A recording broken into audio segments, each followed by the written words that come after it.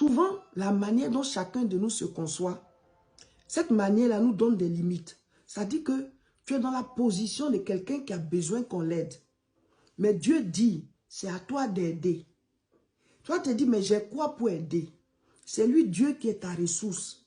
Toi, déjà, mets-toi dans la posture de celui que Dieu envoie comme solution. Dieu dit, tu es le sel. C'est-à-dire que même si quelque part, ça ne va pas, Dieu, il va t'envoyer pour qu'à partir de toi, ça puisse aller. Donc, toi, dans tes pensées déjà, change ta manière de voir les choses, de te concevoir, de te voir. Tu es la solution. Écoute-moi, c'est toi la solution. C'est par toi que Dieu veut passer. Il veut que tu te rendes disponible pour qu'il t'utilise. Ça ne va pas dans ta famille, c'est toi le sel. Ça ne va pas dans ton travail, c'est toi le sel. Ça ne va pas dans ta maison, c'est toi le sel. Tu as reçu cette capacité surnaturelle de donner du goût, de donner de la saveur, de guérir, de désinfecter. Tout ce que le sel a comme vertu, si Jésus-Christ a utilisé le sel comme parabole, c'est parce qu'il veut nous faire comprendre que voici comment le chrétien est utilisé, est envoyé par Dieu partout où il est. Donc toi, change ta manière de concevoir les choses. Ce n'est pas toi qui as besoin d'aide. L'aide là, c'est toi qui l'apportes. Si tu l'as compris, tu vas rester attaché à Dieu pour que quel que soit ce qui se passe, Dieu puisse t'utiliser pour aider, pour sauver, pour résoudre. Tu es le sel. Tu as reçu cette capacité de manière surnaturelle. Partout où tu es, Dieu peut t'utiliser pour amener, pour résoudre, pour gérer. Partout où tu es le pion de Dieu. Tu es l'élément de Dieu. Tu es celui-là que Dieu veut utiliser. Parce que tu es le sel. C'est toi qui donnes la saveur là où il n'y a pas de saveur. Il faut que tu comprennes cela. Donc toi, tu dois être connecté à Dieu. Dans la prière, dans la méditation de la parole. Reçois la parole et vis en fonction. Reçois la parole et applique-la. Parce que tu es le sel de la terre. La Bible dit un peu de levain fait monter toute la pâte. Ça veut dire quoi? Nous les chrétiens, c'est comme c'est nous qui sommes la levure. Donc il peut y avoir la farine. Quand on nous met là, toute la farine va gonfler. Ça ne va pas dans ta famille. C'est toi qui es le sel. C'est toi la levure. C'est toi le levain. Par toi, toute la pâte va gonfler. Comprenons cela. Dieu ne va pas descendre pour agir. Il va passer par nous. Mais nous que Dieu veut utiliser là, en général, on est déconnecté. On est chrétien, mais on n'a pas une vie de prière. On est chrétien, mais on n'est pas à l'écoute de Dieu. Donc, on n'arrive pas à être ce sel-là. Mais c'est de manière surnaturelle. Donc, si tu n'es pas connecté à la source du surnaturel, tu ne sauras pas même comment tu vas aider les gens, de quoi est-ce qu'on parle. Alors que Dieu dit, tu es le sel. Et que c'est par toi il va passer. Mes frères, mes soeurs. Donc, nous devons être connectés à la source qui maintient notre saveur. Quand tu ne pries plus, tu ne lis plus la parole, tu n'obéis plus à Dieu, tu es du sel qui a perdu sa saveur. On te jette par terre, tu es foulé aux pieds. Tu es quelque part et puis il n'y a pas de solution. Tu es quelque part, au contraire, tu es attaqué.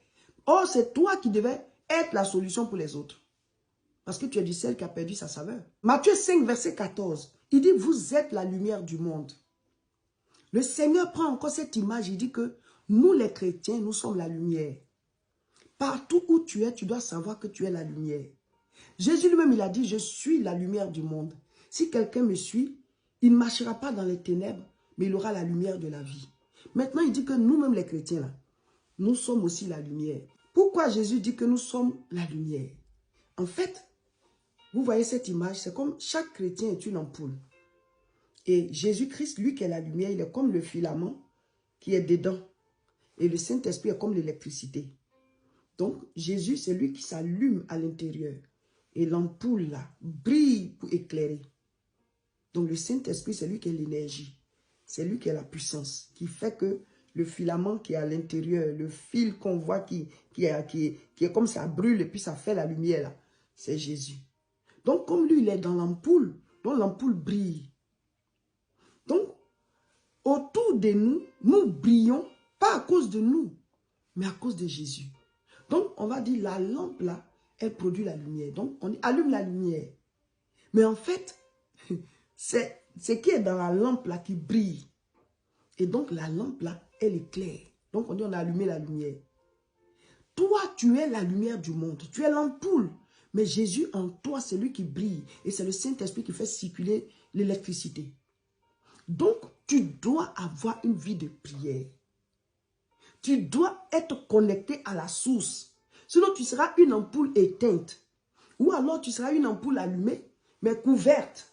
On dit on n'allume pas une lampe pour la mettre sous le boisseau. C'est-à-dire que c'est comme on allumait une ampoule et puis on a couvert ça avec une serviette ou bien quelque chose. Donc la lampe là, elle est allumée, hein, mais elle est dedans là-bas. Donc la lumière est cachée. Il y a beaucoup de chrétiens comme ça. Tu as accepté Jésus-Christ, mais ta lumière est cachée. Soit parce que tu es paresseux, soit parce que tu es quelqu'un qui est beaucoup timide. Dieu te dit de faire des choses, de prendre des initiatives. Tu es timide, donc ta lumière est cachée. Certains, c'est le péché qui cache leur lumière. Tu es dans une entreprise, mais comme tu fais comme tout le monde triche, tout le monde vole, tout le monde escroque, donc ta lumière est cachée. Tu n'arrives pas à briller. Toi, pendant qu'eux ils font leurs choses là, toi, c'est pas que tu vas les juger du regard, mais tu ne dois pas faire comme eux. Toi, tu es la lumière. Tu ne peux pas te disputer avec les gens de la famille, être dans les problèmes, les critiques de la famille. C'est toi qui as dit telle chose. Tu es une lampe allumée, mais c'est couvert par les critiques, par les querelles, par les rancœurs. Alors que dans ta famille, là, c'est toi qui devais briller. C'est vrai qu'il y a des gens, quel que soit ce que tu fais, tu ne vas jamais t'entendre avec eux. Et ça, Dieu le sait. Mais la Bible dit, autant que ça dépend de vous, là, soyez en paix avec les autres. C'est-à-dire, fais ton effort pour qu'il y ait la paix. Parce que toi, tu es la lumière dans cette famille. Tu es la lumière dans cette maison. Tu es la lumière dans ce quartier. Tu es la lumière dans ce lieu de travail. Mais en général, nous laissons notre lumière être couverte par quelque chose d'autre.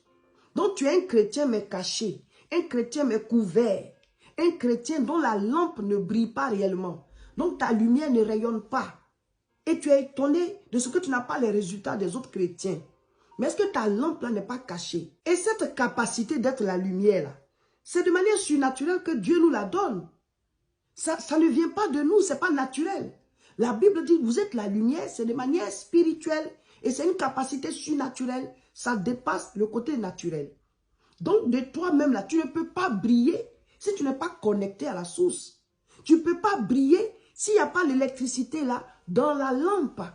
Et l'électricité, c'est le Saint-Esprit. Mais comment est-ce qu'on active le Saint-Esprit? Ce n'est pas une vie de prière régulière. Une communion avec Dieu. Recevoir la parole. Tu la lis, tu l'écoutes.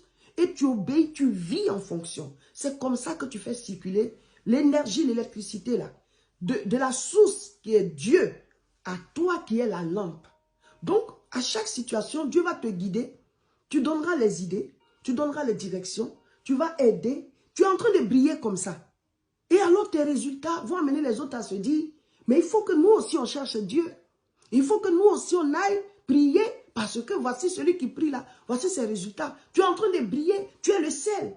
Et même si au départ ils ne veulent pas se donner, mais Dieu va passer par toi pour les aider, pour les sauver. Ils vont se dire, le Dieu que tu pries là, on va aussi le prier parce que ce qui nous bloque, toi ça ne te bloque pas. Ce qui nous empêche, toi ça ne t'empêche pas. Ce qui est un problème pour nous, toi ce n'est pas un problème pour toi. Il y a quelque chose qui t'accompagne. Il y a une main qui est avec toi. Il y a une puissance qui te précède. On va aussi venir adorer ce Dieu. On dit, il faut que ta lumière éclaire toute la maison. Parce que tu es enfant de Dieu. C'est une capacité surnaturelle. Nous sommes enfants de Dieu. Nous sommes le sel de la terre. Nous sommes la lumière du monde. Nous devons briller pour que le monde voie la gloire de Dieu. Et qu'il glorifie Dieu à travers nos œuvres à nous. Alléluia. Capacité surnaturelle. Aujourd'hui, je dis, priez mes frères, mes soeurs, pendant votre séance de prière, brisez tout ce qui vous empêche de briller. Brisez tout ce qui vous fait perdre votre saveur en tant que sel. Brisez tout boisseau qui couvre votre lumière ou bien sous lequel se trouve votre lumière. Que tout ce qui vous empêche de briller de la gloire de Dieu soit ôté de votre vie au nom de Jésus. Brillez de la présence de Dieu. Brillez de l'onction.